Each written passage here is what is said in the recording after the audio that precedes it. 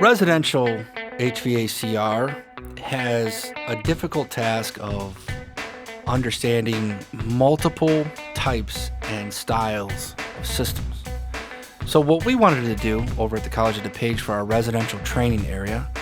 was to have at least 9 to 10 manufacturers and 2 different versions of each one of their refrigeration and heating systems in our lab so students could experience multiple types of all of the equipment that exists in our community from our local distributors and suppliers.